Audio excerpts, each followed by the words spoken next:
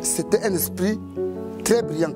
Déjà tout jeune, il se distinguait de la masse. Et c'est quelqu'un de très affable, très courtois.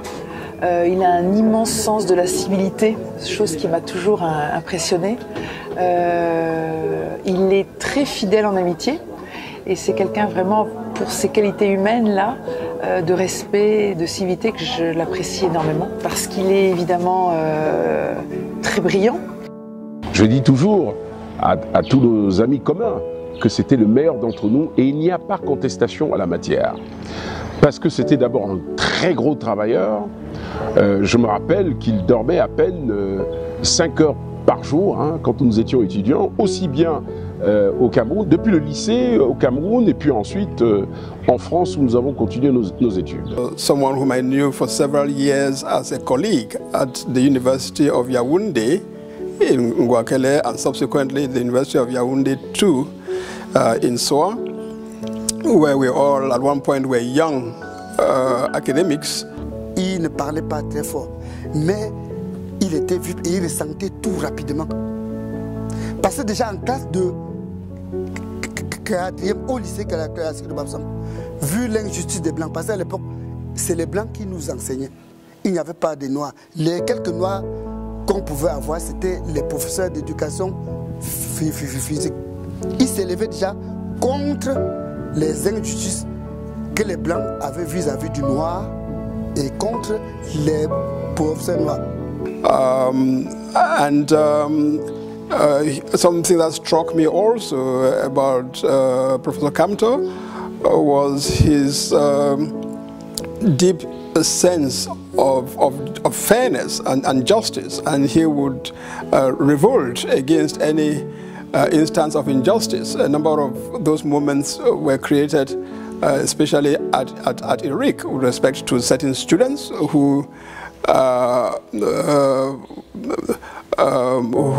felt they were unfairly treated in the programs that they followed, and Maurice would fight very hard to make sure that the students were granted their rights.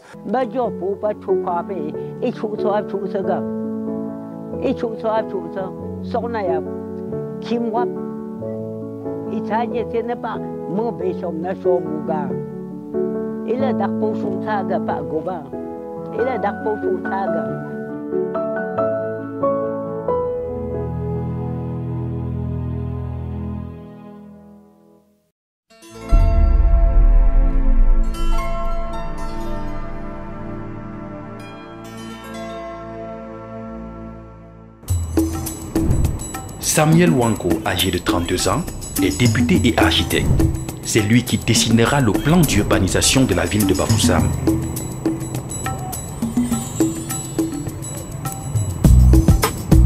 Il sera assassiné alors qu'il s'opposait à la loi cadre de fer sur l'indigénisation.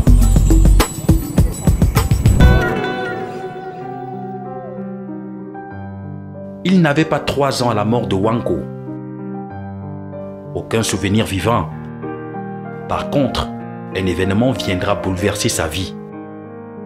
L'assassinat d'Ernest Wandje et ses compagnons Gabriel Tabe, alias Awambo le Courant, et Raphaël Fossing. C'est un moment particulier de mon histoire personnelle. J'étais lycéen, j'étais au lycée classique de Bafoussam. Et le matin, quand nous allons au lycée, puisque j'habitais le quartier Nilon, qui est le quartier où je suis né, où vivent mes parents, où vivaient mes parents à cette époque-là. À partir du stade du lycée de Bafoussam, on pouvait voir très bas, jusqu'au niveau justement du palais de justice actuel, l'hôtel de ville, palais de justice. Et nous étions sur le stade, en train de se distraire, de bavarder, de jouer, certains aux cartes, comme de gentils garnements de l'époque.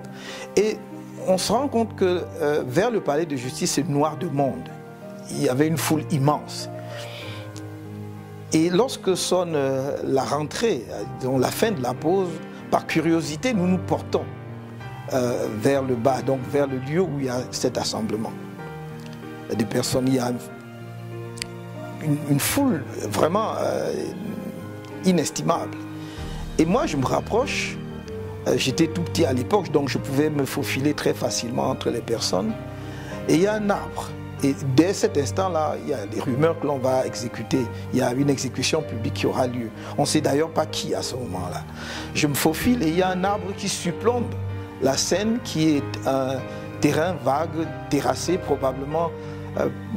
Il y avait un projet de construction à cet endroit. Et j'essaye de me hisser dans cet arbre. Je grimpe. Et d'ailleurs, j'ai eu une frayeur, l'une des plus grosses frayeurs de ma vie, parce que je me rends compte qu'il y a plein de soldats dans cet arbre aussi. Donc, je m'agrippe à une branche et je peux observer toute la scène. Et arrive donc un camion duquel descendent 3 personnes, parce qu'il n'y avait pas que Ernest Ouandié. Les noms, nous les saurons après, parce que je ne les connaissais pas à ce moment-là, mais tout le monde pouvait identifier Ouandié comme étant le leader par sa statue. Il était grand, il portait des vêtements noirs et il avait avec lui son baluchon. Il était pieds nus. Il descend, mais avant qu'il n'arrive, je dois dire que j'ai assisté à toute la scène préparatoire, c'est-à-dire à l'implantation des poteaux, donc des soldats qui ont planté les poteaux d'exécution. Et donc quand ils arrivent, quand ils descendent, on les dirige vers les poteaux d'exécution. Il est donc suivi par 2 autres personnes, je crois, Fossin Raphaël et quelqu'un que l'on appelait Wambo le Courant. Et le peloton d'exécution est mis en place. Et il y a, je crois, un officier ou un sous-officier, mais les personnes à exécuter en jouent et ordonnent l'exécution. Bafoussam, le 15 janvier 1971. Mourir pour la liberté de mon peuple est un honneur. Être exécuté ici à Bafoussam, pour que mon sang coule jusqu'aux rivières les plus lointaines du Cameroun, est un honneur. Après moi, d'autres continueront le combat, et ce jusqu'à la victoire finale, avant de conclure en chantant que vive le Cameroun à jamais libre. On tire. Et c'est terrible quand même. C'était la première fois que j'assistais à une scène pareille, parce que on est traversé par toutes sortes de sentiments à ce moment-là. Il y a la peur, mais il y a en même temps la compassion aussi. Il y a une sorte d'empathie. Parce que on se dit, mais enfin, pourquoi est-ce qu'on peut exécuter les gens? Je ne comprenais pas tout à l'époque. Mais spontanément, on savait que c'était des nationalistes. On savait que c'était des gens qui se battaient pour la cause du peuple camerounais, pour la cause de l'émancipation de notre pays. Donc il y a eu cette empathie naturelle et on se sentait en réalité faire partie de cette cause-là. C'est le sentiment en tout cas que j'ai eu à cette époque. Je crois que ce n'est pas un événement qui vous laisse indifférent et je pense que ça a pétri la personne que je suis devenue. Ça a construit aussi d'une certaine façon l'homme que je suis aujourd'hui. Mais en même temps, je crois, aussi loin que je m'en souvienne, c'est la cause qui était derrière qui m'a toujours frappé. De dire, enfin, on peut comme ça accepter de lutter pour les autres au point de donner sa vie, de lutter pour son pays au point de donner sa vie. Ça, c'est quand même quelque chose qui, oui, même inconsciemment, je crois, a contribué à me pétrir. Ouais.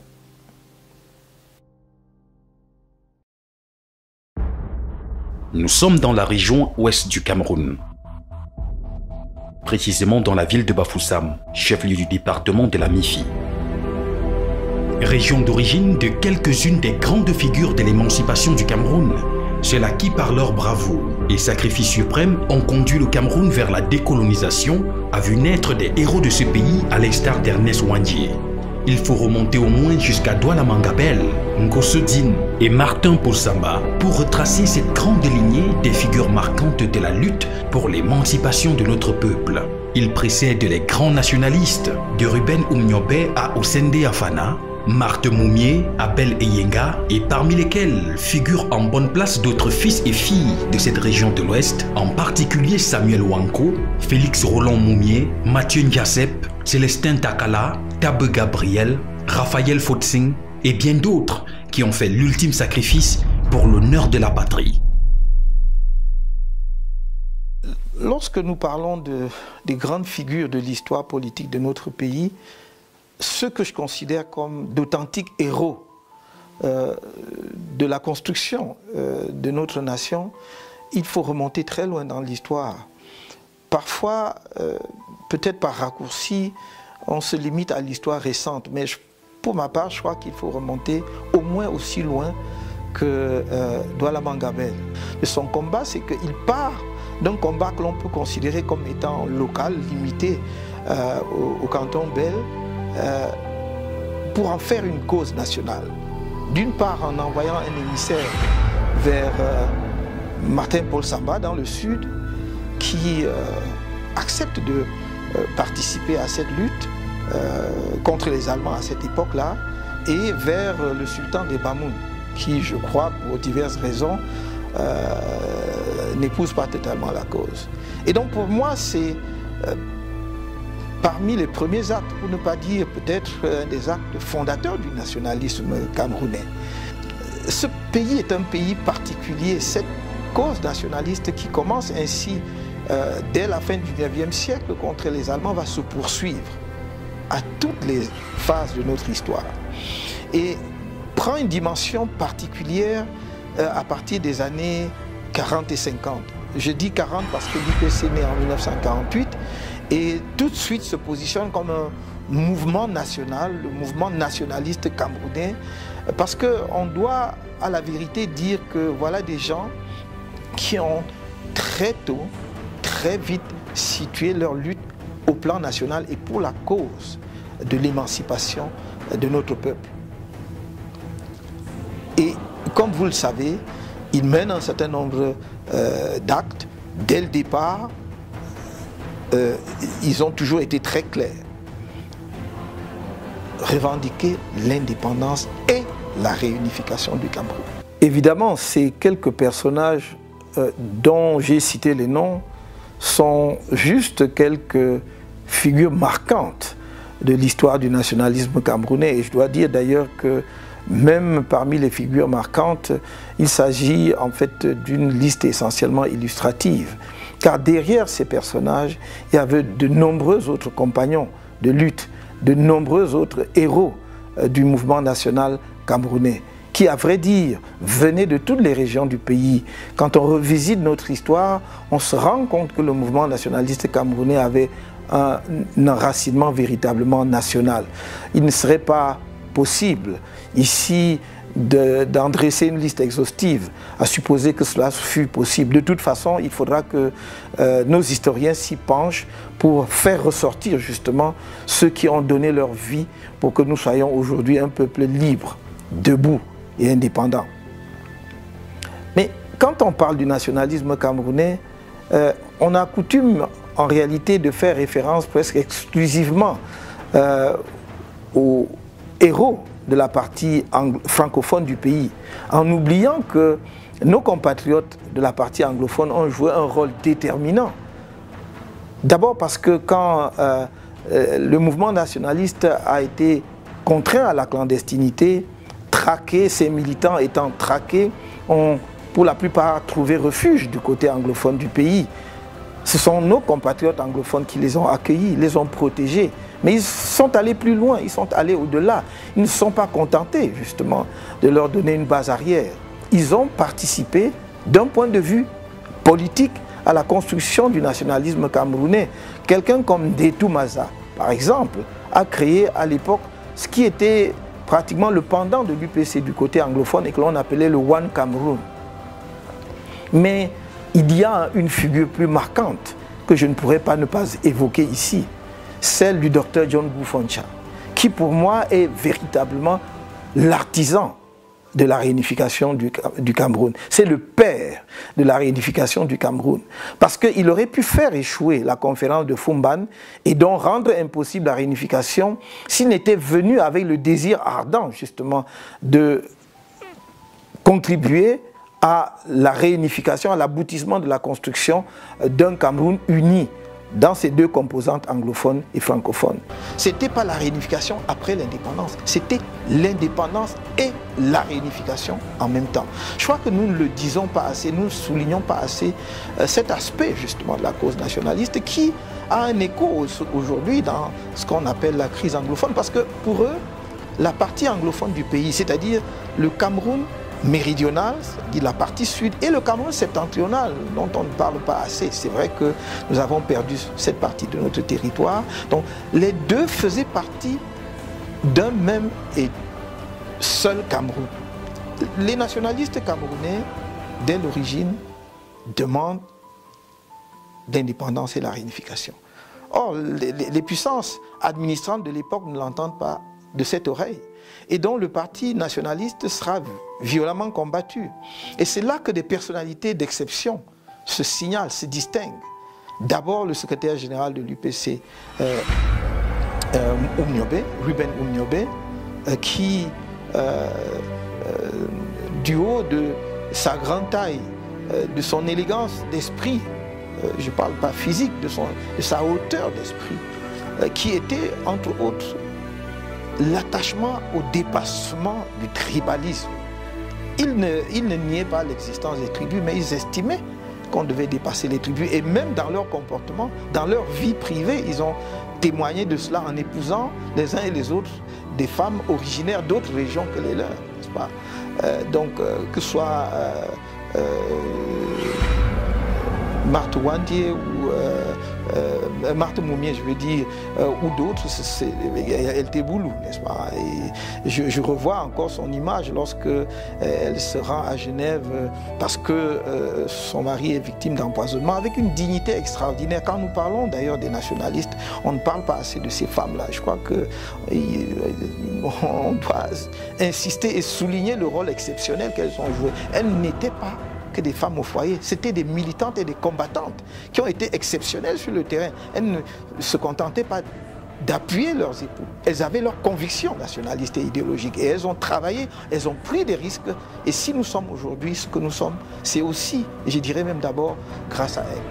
On ne souligne pas assez l'héroïsme d'un jeune, 36 ans, premier docteur en sciences économiques d'Afrique subsaharienne au sein des Afana, qui est mort assassiné dans le maquis de Djoum, dans le sud du Cameroun, parce qu'ils avaient monté une opération à partir du Congo. Ceux qui aiment regarder les uns et les autres, il dit qu'il était myope et qu'il a perdu ses lunettes, il a tourné en rond dans le maquis, il a été assassiné. Mais il n'y a rien qui puisse prêter à rire là-dessus, parce que quand un jeune homme qui a tout devant lui, à 36 ans, docteur en sciences économiques, il pouvait prétendre à tout dans ce pays, accepte de se sacrifier de cette façon-là. Ce sont des gens qui ont sacrifié leur vie pour notre peuple, pour notre pays, mais l'héroïsme n'est pas que dans ceux qui sont morts. L'héroïsme, c'est dans ceux qui continuent, effectivement, à travailler pour que notre pays avance, en prenant des risques de toutes sortes. Et je pense que le nationalisme camerounais va au-delà de ce que on peut dire des uns et des autres. C'est quelque chose de presque diffus. Chacun de nous, inconsciemment, sans que les parents même ne lui en parlent, presque né avec ça. C'est un peu comme si c'était génétique chez les Camerounais. Vous verrez, vous avez sans doute puis constater que dans nos écoles, on n'enseigne pas cela. Et pourtant, chacun de nous, quelque part, connaît le nationalisme camerounais et porte en lui une part de ce nationalisme. C'est une spécificité camerounaise, c'est une cause nationale dont personne ne peut revendiquer le monopole. Et je me réjouis que de nombreux Camerounais de toutes les régions du pays portent en eux cette cause.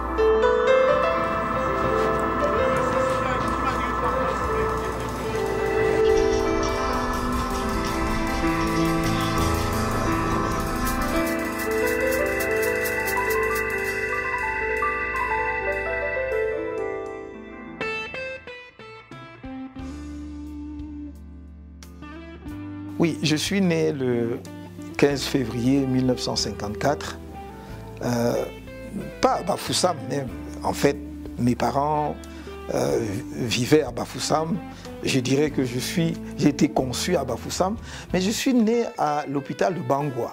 J'ai fait l'école primaire Saint-Joseph, qui est l'école catholique, l'école primaire Saint-Joseph à Balin-Bafoussam, jusqu'au cours préparatoire 1.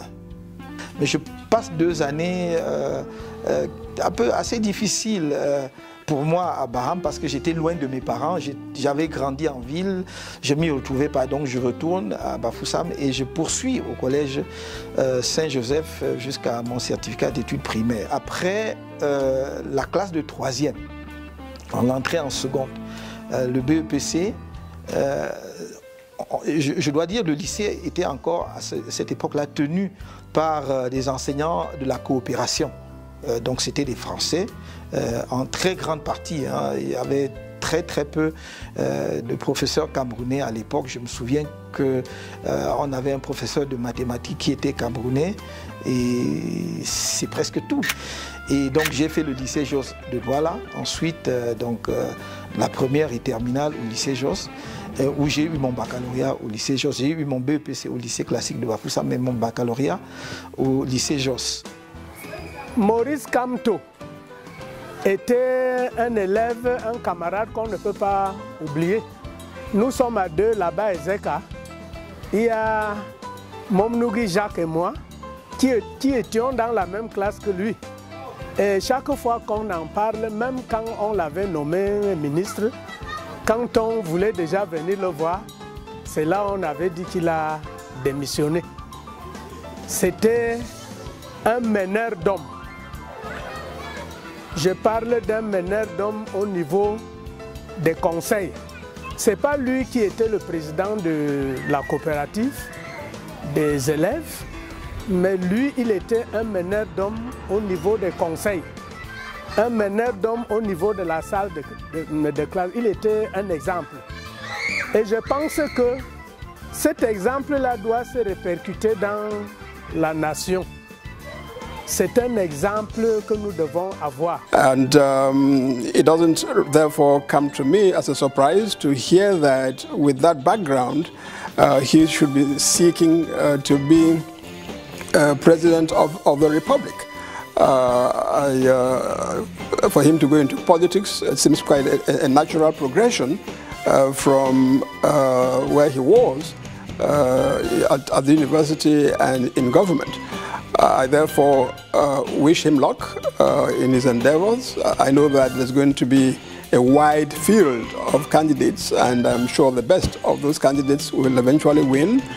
But I also want to say that the nation owes Professor Kamto a great deal when we think of his contribution in the legal team that argued the case for Cameroon before the International Court of Justice.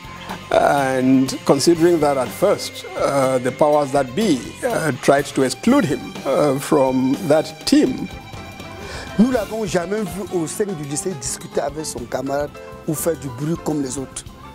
Il était calme, très exemplaire dans tout ce qu'il faisait. C'était un garçon discipliné, qui était correct, qui soignait sa manière de vivre. Je vais vous dire une chose. J'ai rencontré un jour une dame qui est devenue ma cliente et qui m'a raconté un épisode de son enfance avec le président Kamto, qui était à l'époque élève à l'école primaire déjà à Bafoussam. Cette dame me dit Kamto devait être forcément un leader. Je me souviens, me disait-elle, qu'étant à l'école primaire, il y avait un terrain de jeu où les jeunes garçons et les jeunes filles venaient jouer au football et d'autres jeux d'enfants.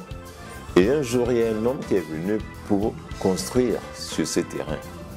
Le petit Kamto, qui avait à peine 10 ans, était le premier à se lever contre des grandes personnes pour dire on ne peut pas construire sur un terrain de jeu parce que sinon les enfants n'auraient plus où aller jouer. Et c'était déjà chez lui, me disait-elle, un signe de charisme inné. Comme toutes les familles de Bafoussam, Mon père avait des plantations et c'est ainsi que nous allions généralement à la plantation dès le vendredi soir à la sortie de l'école pour revenir seulement le dimanche soir parce qu'on passait tout le week-end à la plantation au champ. Je n'ai pas côtoyé ou bien eu connaissance des gens qui travaillent, des gens qui se lèvent à 4 h du matin, parce que nous, quand on allait à la plantation, si on ne partait pas le vendredi soir, et on choisissait de partir plutôt le samedi matin, à 4 h du matin, il fallait être debout.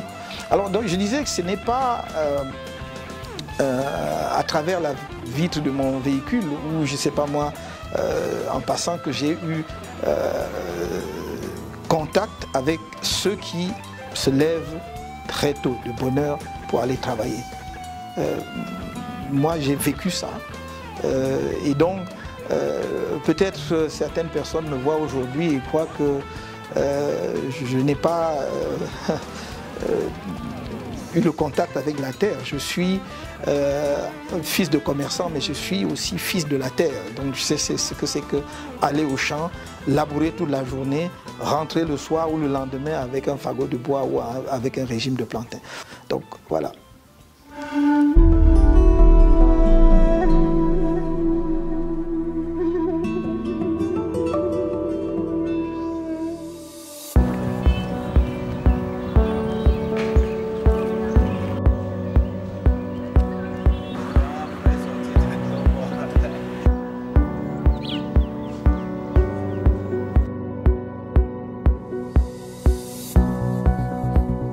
Mon parcours universitaire commence à l'université de Yaoundé, qui était encore la seule université du pays à ce moment-là. Donc nous avons fait ce qu'on appelait à l'époque la licence en 4 ans. Et c'était d'ailleurs généralement une licence droit et sciences économiques. Mais j'ai fait l'option droit public et j'ai obtenu ma licence avec une mention bien. Nous étions 3, donc un autre Camerounais, Jean-Dieudonné Nchama, qui est devenu plus tard diplomate, et un autre camarade qui était nigérien du Niger. Eh bien, Maurice a la foi en la modification, en un avenir meilleur pour ce pays. Il a aussi cette empathie nécessaire qui l'amène à se soucier des misères et des malheurs de ses compatriotes. Je l'ai connu dans ses engagements qu'on peut qualifier déjà de politique lorsque nous étions étudiants dans les années 70 à l'université de Yaoundé. C'est quelqu'un qui a pris part aux mouvements estudiantins lorsqu'il a fallu contester ou revendiquer certaines transformations dans la loi, par exemple de Dame Joya qui modifiait le régime des licences à l'université du Cameroun. Déjà à cette époque, il s'était engagé. C'était peut-être quelque part une sorte de prédestination de ce qu'il va devenir plus tard. Il y a eu un épisode extrêmement important de ma vie. Je suis déjà en 4e année,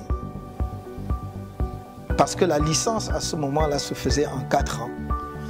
Donc je suis en 4e année de licence en droit public et on fait la réforme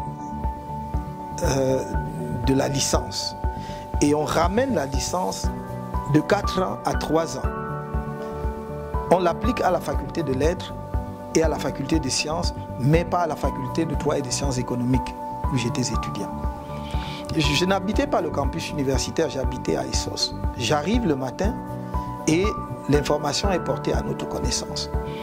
Et beaucoup d'étudiants, surtout nos cadets, sont frustrés en disant mais enfin, pourquoi nous devons-nous faire notre licence en 4 ans et nos camarades des facultés de lettres et des facultés de sciences en 3 ans. Surtout qu'à la sortie, nous présenterons les mêmes concours, mais eux, ils auront eu leur diplôme en 3 ans et nous, 4 ans. C'est injuste. Mais là encore, Maurice Kamto était encore parmi ceux qui revendiquaient, ceux qui étaient les porte-parole. Et il le faisait avec la douceur. Nous autres, on se réunit, on allait lui dire, mais comment? Maurice, tu es en train de faire quoi comme ça? Pourquoi tu te mets devant le cercueil? Pourquoi tu prends le micro? Il nous a dit, vous voulez que qui prenne le micro? nous sommes en train de défendre la cause de tout le monde, votre cause. Il faut qu'il y ait quelqu'un. Je suis un peu comme ça, donc je me dis, mais enfin ça, oui, on ne peut pas accepter ça. Donc c'est une cause qu'il faut défendre. Je rencontre quelques-uns de mes camarades sur le campus et on dit, mais il faut faire quelque chose. Et rapidement, on s'organise. Et on dit, nous voulons que la règle de 3 ans en licence s'applique en faculté de sciences économiques, en faculté de droit et de sciences économiques. Et parmi mes camarades qui me suivent, avec qui on engage ce mouvement, ils sont encore là. Hein. Un certain nombre d'entre eux vivants, certains à des postes de responsabilité. Un d'eux a été représentant de la BAD à N'Djamena pendant un certain temps. D'autres sont dans la diplomatie aujourd'hui et d'autres à d'autres postes de responsabilité. Après cela, je vais être admis à l'université française, plus particulièrement à la faculté de droit de l'université de Nice. Je vais être admis en ce qu'on appelait à l'époque DEA, de droit public fondamental, avec une mention bien. Je passe le DEA de droit international, avec une mention assez bien. Je passe le diplôme de l'Institut des hautes études internationales avec mention bien. Je passe le certificat d'études communautaires avec une mention assez bien. Tout cela la même année. Ensuite, je m'engage dans une thèse de doctorat d'État. Je mène mes recherches aussi bien à Nice qu'à Paris. Et lorsque je suis à Paris, je fais l'Institut international d'administration publique. Je suis admis là-bas. Je fais la section économie et finances. Et au bout d'un an, j'obtiens donc le diplôme de la section économie et finances avec la mention bien. Et puis, parallèlement, je poursuivais avec mes recherches en thèse de doctorat. Et en 1983, très exactement en novembre 1983, j'irai soutenir ma thèse de doctorat à l'université de Nice, où j'obtiendrai donc la mention très bien avec les félicitations du jury, avec autorisation de publication de la thèse. Ma thèse a été publiée à la Librairie générale de droit et de jurisprudence et j'ai obtenu le prix de thèse de la faculté de droit de Nice et aussi le prix de l'Académie des sciences d'outre-mer pour cette thèse.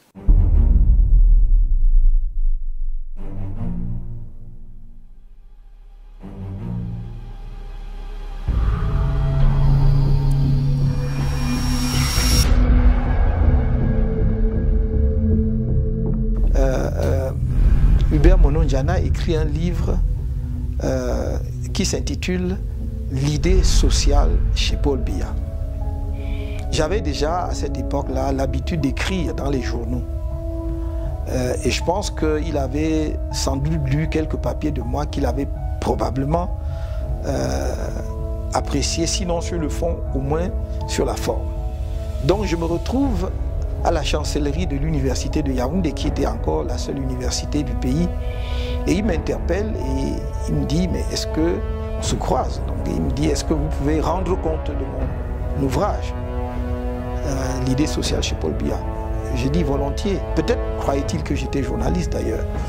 Et j'accepte de le faire et je lui dis, à condition que j'ai la liberté de dire vraiment ce que j'en pense. Il dit, pas de problème. Je vais lire l'ouvrage et plus je lis, plus je suis abasourdi. Non seulement l'ouvrage vantait les mérites de l'action sociale, ou plutôt de l'idée sociale du président de la République avant la moindre réalisation. Mais l'ouvrage avait un passage qui m'a fait froid dans le dos, où il disait, je cite de mémoire, « Préserver les appareils répressifs de l'ancien régime pour les retourner contre tous ceux que l'on soupçonne d'être contre le renouveau. » Et là, lisant cela, d'un enseignant d'université, philosophe de surcroît, j'étais catastrophé parce que je suis d'une génération qui, alors que nous étions étudiants, suivions les crimes de Pol Pot au Cambodge. Les Khmers rouges ont tué plus de 3 millions de Cambodgiens parce qu'on les soupçonnait d'être contre le communisme. On les soupçonnait d'activités anticommunistes. Et voir que, après l'avènement du nouveau président de la République, seulement 2 ou 3 ans après, un universitaire camerounais défend une telle idée, me paraissait quelque chose non seulement d'inimaginable, mais d'insupportable. Donc je fais mon compte rendu qui est publié en plusieurs temps dans le journal Le Messager. Dès cette époque, nous étions de ceux qui pensaient qu'il fallait tirer vers l'avant le train de la démocratie. Et quand je lis dans l'ouvrage d'un enseignant d'université qu'il faut préserver justement les appareils répressifs pour les retourner contre ceux que l'on soupçonne d'être contre le renouveau, je dis là on est en train d'emprunter la mauvaise pente. Et donc quand mon commentaire de son ouvrage, pareil, il n'est pas du tout content. Je ne sais pas comment ça se passe. Sans doute travaillait-il avec les services de renseignement camerounais qu'on appelait la DIRDOC à l'époque, qui est aujourd'hui la DGRE. Je suis dans la résidence, la maison que je partageais avec certains de mes copains à l'époque. Nous étions encore célibataires, donc on avait un immeuble à la SIC qu'un de mes amis qui était assureur aussi louait et qu'on partageait. Il y avait plusieurs chambres. Je suis donc dans cette maison un vendredi soir quand un agent de l'IRIC, puisque j'enseignais à l'Institut des Relations Internationales du Cameroun, arrive accompagné de 2 personnes. Et ces personnes s'introduisent, enfin on les introduit dans la maison et ces personnes se présentent de façon très courtoise, très polie. Ils me disent, le grand patron veut vous voir. Ah. Bon. Moi je dis, le chancelier, parce que pour moi le grand patron, pour moi, ne pouvait être que le chancelier parce que mon patron, c'était le directeur de l'IRIC et au-dessus de lui, il y avait le chancelier, donc je ne pouvais pas voir plus loin. Il me dit non, non, non, le président de la République. Je tombe des nues, comme vous pouvez imaginer. Moi, le président de la République veut me voir, il me connaît. Enfin, tiens, ah oui, monsieur, il vous connaît, le président veut vous voir. J'étais en bras de chemise et je me suis dit, par politesse, on ne se présente pas au président de la République en bras de chemise. Je leur dis, donnez-moi 1 minute, je vais mettre quand même une chemise, une cravate et une veste. Donc je vais m'habiller à peu près correctement. Ils me prennent et je me rends compte que au lieu de se diriger vers le palais, on se dirige vers le lac. Et je leur dis, mais enfin, où est-ce qu'on va exactement? Et là, la politesse, la courtoisie dont ils faisaient preuve jusque-là disparaît. Et ils deviennent menaçants, presque insultants. Ah oui, monsieur, pour qui vous prenez-vous? Voilà, hein, vous écrivez des choses et vous insultez le président de la République et tout. Donc, ils m'amènent à ce qui est aujourd'hui la DGRE. Parce que je crois que ça devait être à l'époque le DIRDOC, comme on l'appelait. Donc, enfin, je vous passe les détails parce que c'était long quand même. On m'a interrogé très longuement. Et à la fin, on me dit, attendez, donc on me fait attendre à côté. Et quelqu'un me reprend dans la voiture et on m'amène donc à la BMM. Quand j'arrive, le commissaire m'accueille et m'interroge. Il dit, comme ça, vous passez votre temps à écrire, hein, à écrire et à tenir des propos injurieux à l'endroit du chef de l'État. J'ai dit, mais où est-ce que j'ai tenu des propos à l'endroit injurieux à la place du chef, à l'endroit du chef de l'État? Simplement parce que j'ai dit que non, on ne peut pas exalter la politique sociale du président de la République puisqu'il ne l'a pas encore mise en œuvre. Attendons qu'il ait mis en œuvre, on va faire le bilan et on va exalter. Mais pour l'instant, je ne vois pas. Il a développé peut-être des idées qui deviendront des réalisations. Pour l'instant, il n'a pas encore mis en œuvre et on a trouvé que j'avais injurié le chef de l'État. Enfin, il y avait d'autres choses. Et il m'ordonne avec autorité, déshabillez-vous. Et donc, j'étais complètement nu.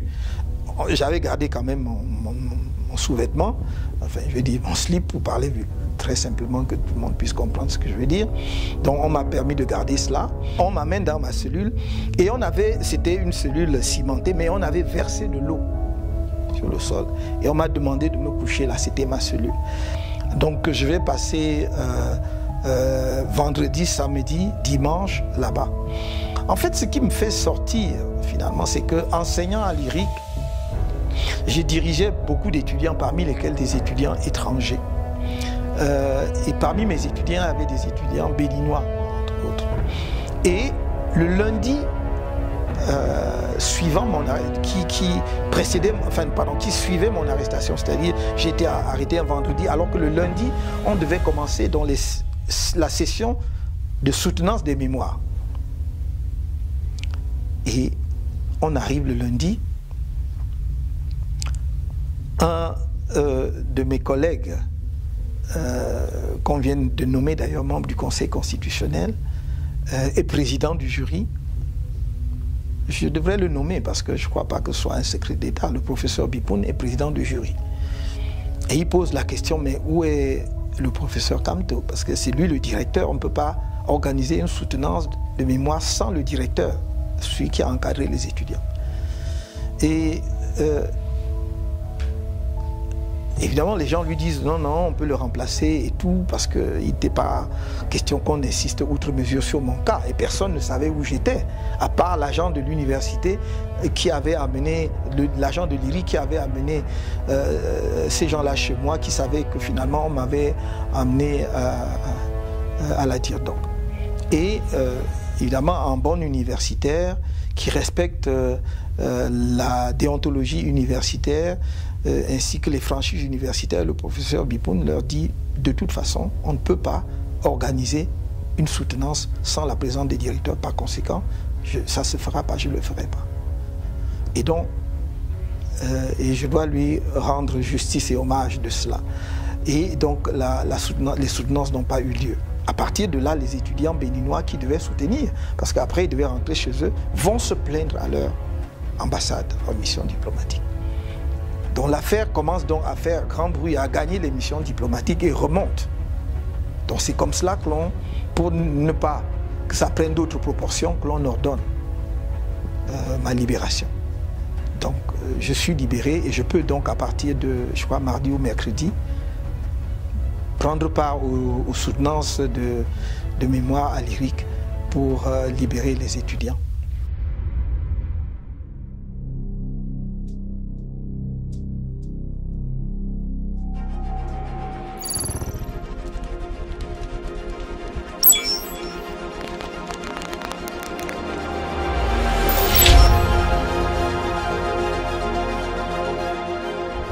Well, Maurice had a significant input into the case. He was one of the lawyers. There were a number of lawyers, Anglophone and Francophone lawyers, who dealt with the case, and Maurice was one of the group. So he had his own work to do, he had his own research and drafting to do, and at the same time he commented on the work of the other lawyers, like we all did. Je peux raconter une ou deux histoires. On était une fois à un meeting en caravane dans la ville de Fumban et notre jeune animateur s'est mis à dire au micro Maurice Kamto, l'homme de Bakassi, en référence à sa participation au procès à La Haye dans lequel il a défendu les intérêts de son pays. Et il m'a fait appeler dans sa voiture pour me dire « Mais maître Sim, on n'a pas envie de rappeler que je suis l'homme de Bakassi. Ce n'est pas nécessaire. J'ai fait mon travail avec humilité, par amour de mon pays. » Et je lui ai dit « Mais professeur, il nous faut quand même quelque chose qui vous présente, qui est facile à retenir et qui reste, qui est marqué, qui est gravé dans les mémoires des gens. » Il m'a dit « Non, ce n'est pas nécessaire. » J'ai jamais voulu réellement parler de l'affaire Bakassi, vous le savez. J'ai une certaine pudeur à en parler. Pourquoi? Parce que je ne l'ai pas fait pour ma gloriole. Je n'ai pas fait pour en tirer un avantage personnel ou particulier. Et c'est pour cela que je n'ai jamais mis ce que nous avons fait dans l'affaire Bakassi en avant. Que ce soit pour prétendre à un traitement particulier dans le cadre national ou international, encore moins dans le champ politique. Mais je peux dire brièvement quelques mots sur comment je suis arrivé. Je suis à l'amphithéâtre à l'université de Douala en 1994, lorsque le doyen me fait appeler en me disant qu'il y a un appel de Yaoundé et que l'on voudrait me parler. j'y vais et c'est le ministre des Affaires étrangères de l'époque, le ministre d'État Ferdinand Oyono, qui me parle et me dit les raisons pour lesquelles il voudrait me voir. Donc, on convient d'un rendez-vous. Je passe les détails parce que je crois que je n'ai pas tellement envie de rentrer dans les détails.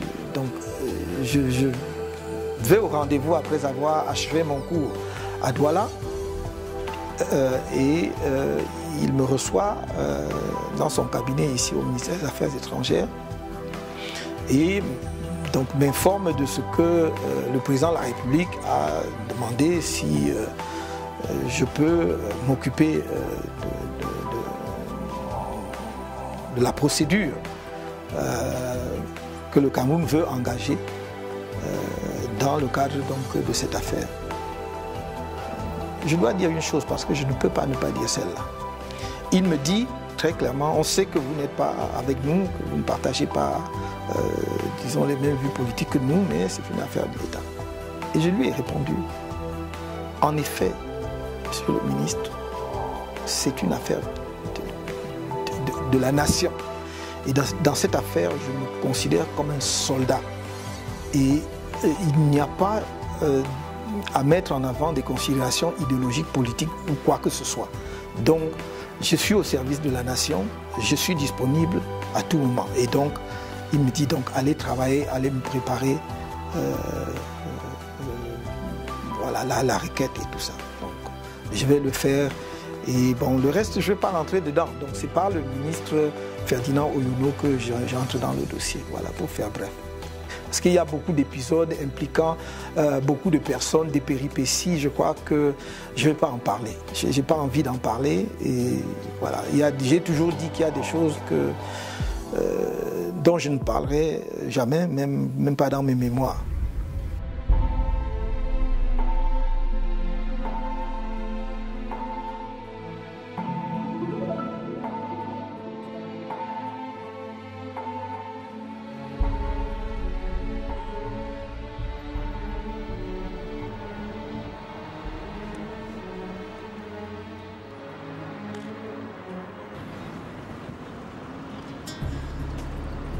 Mon entrée au gouvernement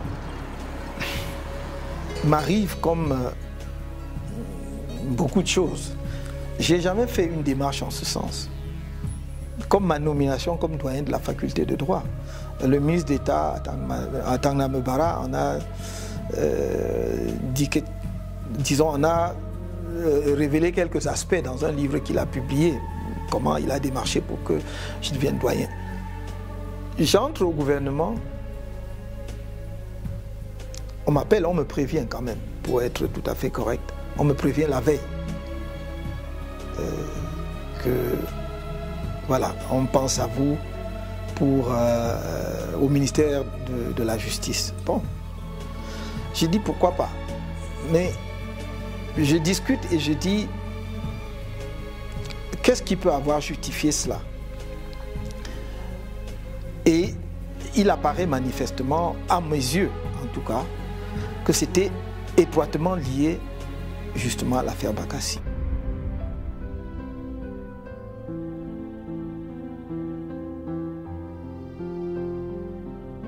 Professeur Maurice Kamto, homme politique, enseignant, auteur, père, l'homme a plusieurs casquettes et sous chacune d'elles, il donne le meilleur de lui. L'expertise du professeur va au-delà des frontières nationales et tout porte à croire que Maurice Kamto n'a pas fini de faire parler de lui et de se battre pour hisser son pays, le Cameroun, au sommet. Maurice Kamto was a member of the commission, but he was also the chairman of the commission 1 year, and he was an excellent chairman who kept good order in a very pleasant way. His topic in particular was a human rights topic about the expulsion of aliens, the expulsion of foreigners, and how if foreigners are expelled, it has to be done in accordance with human rights. So we worked together closely on that topic, but on many other topics on the International Law Commission. All questions of public international law. J'ai eu d'ailleurs à pratiquer comme avocat devant les tribunaux camerounais 2 fois. La première fois, c'était dans un dossier dans lequel j'étais l'État, pour défendre les intérêts de l'État, dans lequel j'étais avec Maître Monguetine. Et on n'a pas eu à plaider vraiment, donc, mais on s'est présenté devant la barre. Il a pris brièvement la parole après justement m'avoir présenté comme la courtoisie le veut au président de la cour d'appel. Et puis donc, dès lors que j'étais domicilié à son cabinet, j'ai pu participer à cette procédure. Et la deuxième fois, c'est récemment, lorsque j'ai mis ma toge dans l'affaire survenue à la suite de la crise anglophone et donc des leaders anglophones qui étaient arrêtés et détenus pour, entre autres, chefs d'accusation, n'est-ce pas, de terrorisme. Voilà pour ce qui est de ma pratique du barreau. Je dois dire d'ailleurs qu'en dehors de cela, je pratique aussi comme arbitre. Je suis arbitre dans un certain nombre d'affaires au niveau international impliquant soit un État et une entreprise, soit parfois 2 entreprises entre elles. He's one of the great international lawyers in the world. Certainly on the International Law Commission, he was one of the very best members of the Commission, a very good representative of Africa on the Commission because it's a worldwide commission. His knowledge of international law is very good, both as a professor and also as a practitioner, as a lawyer, practicing lawyer. And his knowledge of human rights is very good. That was shown by his own topic on the Commission about the expulsion of aliens. Well, we've been working together on a case at the International Court of Justice in The Hague, and I very much enjoy working with him. He's very good at the law, at the tactics, at the strategy of a court case, and it's a great pleasure to work with him. So we've been working for two years about on that case, and we see each other very frequently in The Hague and elsewhere. Devant la Cour internationale de justice, j'ai eu à défendre plusieurs pays en dehors de notre pays, le Cameroun, dont j'ai assuré la défense dans le cadre de ce que l'on connaît couramment sous l'appellation de l'affaire Bakassi de 1994 jusqu'au prononcé de l'arrêt sur le fond le 10 octobre 2002. Donc j'ai défendu l'État du Cameroun, j'ai défendu notre pays dans toutes les étapes de la procédure. J'étais d'ailleurs dans cette affaire à la fois co-agent, avocat et conseil.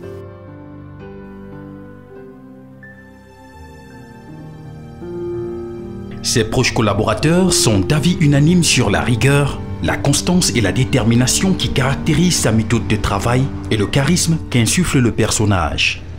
Lorsque je reviens au Cameroun en 2005, avec quelques amis, nous travaillons à mettre sur pied un groupe de réflexion qui analyse les raisons des échecs successifs de l'opposition.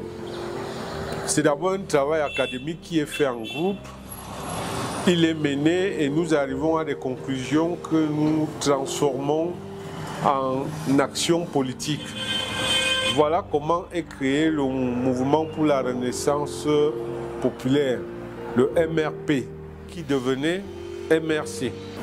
Donc, le MRP, donc, dans son travail de recherche d'acteurs capables de le fortifier, va approcher pratiquement tous les responsables politiques du Cameroun. Et au terme de cette réflexion, nous avons appris avec beaucoup de joie que le ministre délégué, le professeur Kamto, avait démissionné de sa charge publique et entendait faire de la politique. Nous avons été le rencontrer. Je dois dire que À l'occasion, j'avais été accompagné par le président Bilé de l'UFP qui est encore vivant. On a discuté avec le professeur Kamto qui nous a clairement dit que son objectif n'était pas d'être nécessairement le leader de ce mouvement, mais son souhait était de voir se mettre en place un mouvement politique crédible avec des personnes sérieuses. Et les discussions ont eu cours, il a rejoint le groupe. Quand il est arrivé, il a tenu le même discours.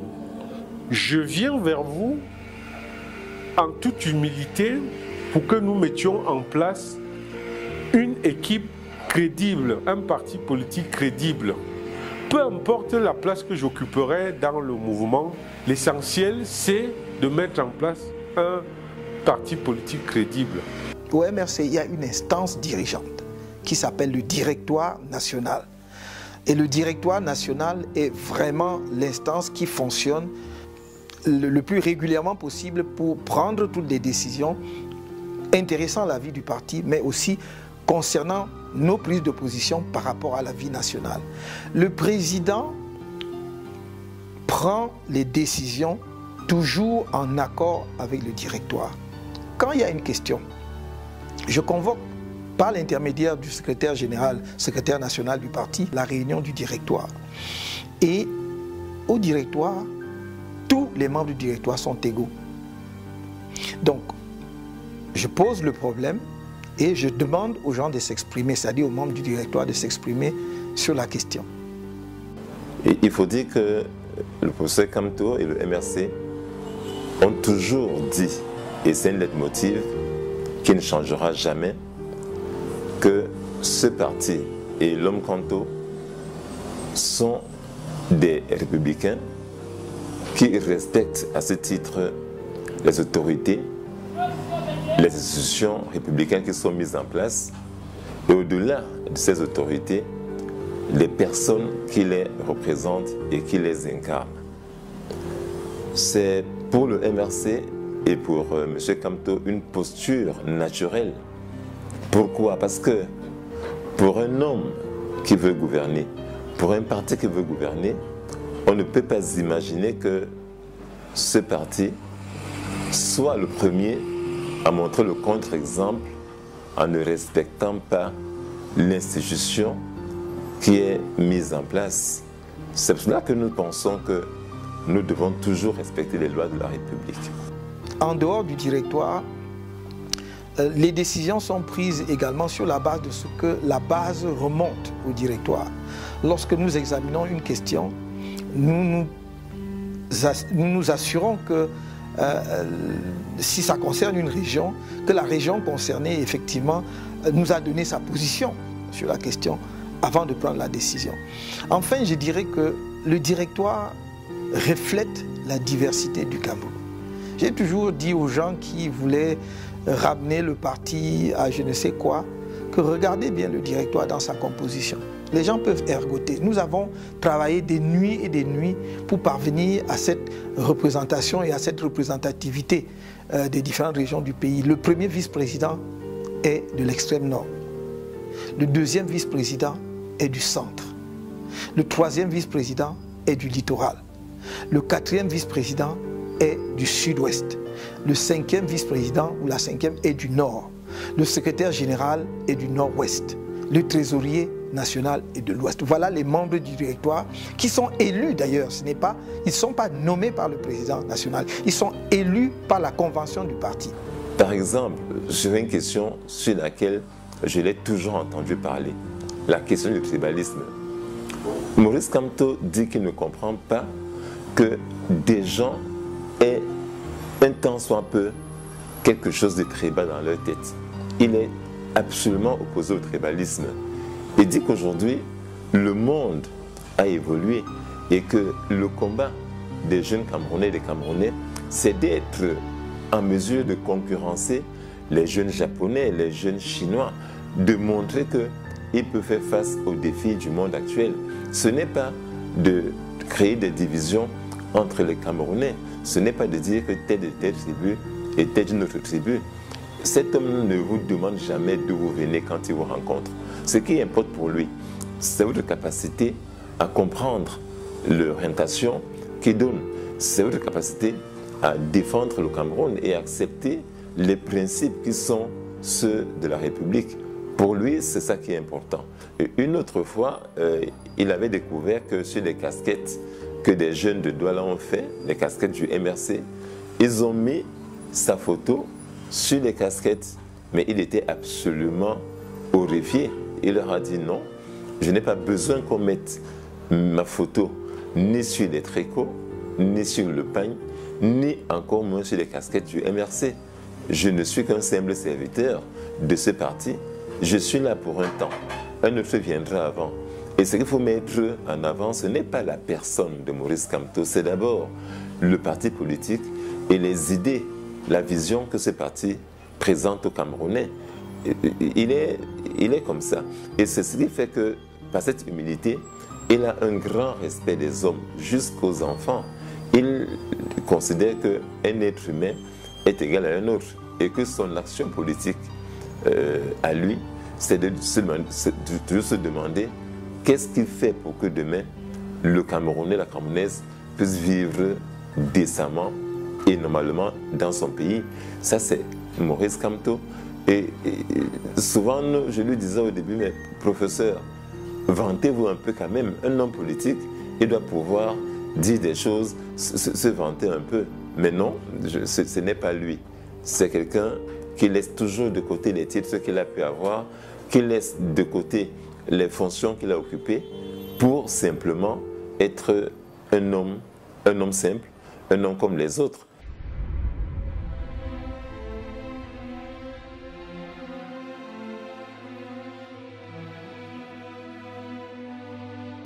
J'ai l'occasion souvent de lui dire à chaque fois que je le rencontre, et je le retrouve plutôt que je le revois, c'est de lui dire que sa thèse de droit, droit et pouvoir du droit en Afrique noire francophone, m'avait fascinée quand j'étais jeune étudiante, et que toutes les lectures que j'ai pu faire de Maurice Kamto, ses autres ouvrages comme ses articles m'ont toujours absolument fascinée.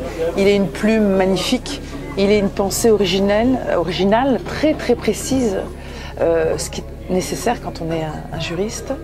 Donc il a eu une carrière absolument exceptionnelle que tout internationaliste aimerait avoir, c'est-à-dire qu'il est un grand universitaire et il a aussi utilisé ses grandes compétences universitaires en droit international pour plaider devant la Cour internationale de justice, pour faire partie de la Commission du droit international, qui est une instance très très importante au sein des Nations Unies, qui a pour objet de codifier le droit international. Donc ces compétences ont été reconnues à l'échelle internationale parce qu'il a intégré de multiples instances internationales. Il plaide et il a pu défendre le Cameroun devant la Cour internationale de justice, mais aussi d'autres États. Donc l'unanimité est claire s'agissant de ses compétences à l'échelle du droit international, et puis à l'échelle de chacun de ses collègues, on peut apprécier ses immenses qualités d'enseignant et de chercheur quand on le lit.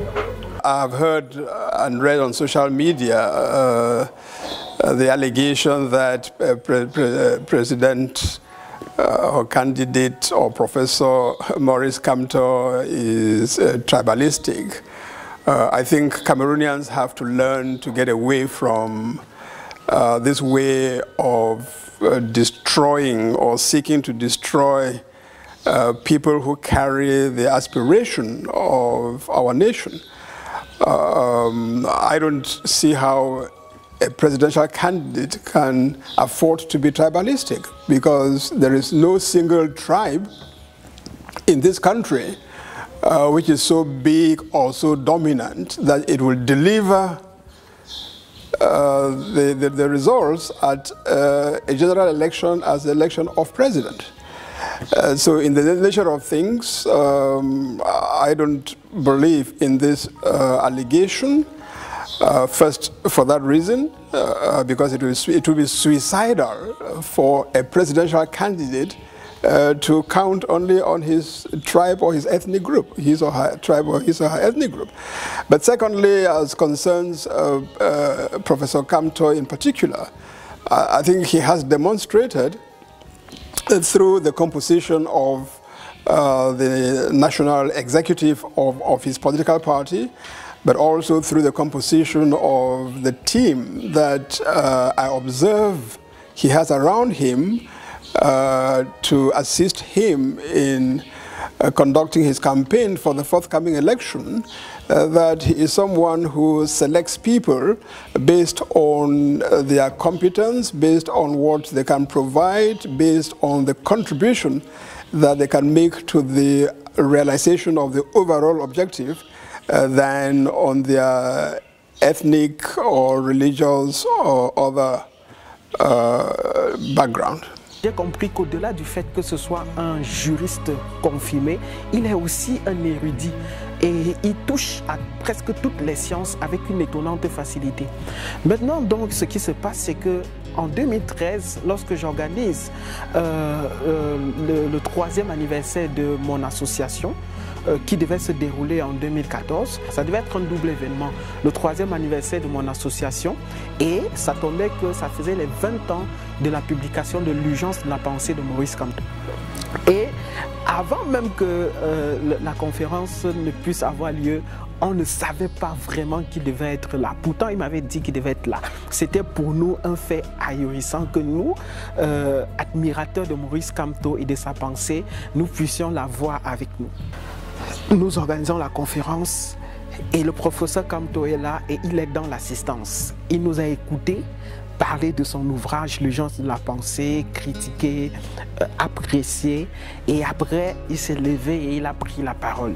Et c'était encore pour nous un moment de messe intellectuelle et nous avions été frappés. Ce qui m'a marqué encore lors de cette journée, c'est que le professeur Kamto a sorti de sa poche le dernier exemplaire qui existait de son 2e livre après L'urgence de la pensée, Déchéance de la politique. Ça a été publié en 1999 aux éditions Mandara. Il a dédicacé ce livre et il me l'a remis comme cadeau en tant que président de l'association, et il me motivait dans l'ambition qui était la mienne et celle de mes camarades de mettre en marche ou bien de prendre le relais de l'activité intellectuelle. Alors le 10 février, en patrouille sur les réseaux sociaux, notamment sur WhatsApp, je remarque le partage répétitif d'un lien menant à une vidéo, soi-disant le discours du président d'un parti politique camerounais. Donc au départ, ça ne m'intéressait pas du tout, parce que voilà, je me disais ça va me bouffer les mégas pour rien. Mais plus les gens partageaient, plus je me posais la question, mais de qui parle-t-on? Et puis voilà, j'ai cliqué sur le lien. D'entrée de jeu, quand j'ai commencé à écouter le personnage, son attitude face à la caméra et surtout le contenu de son message, j'ai été bluffée.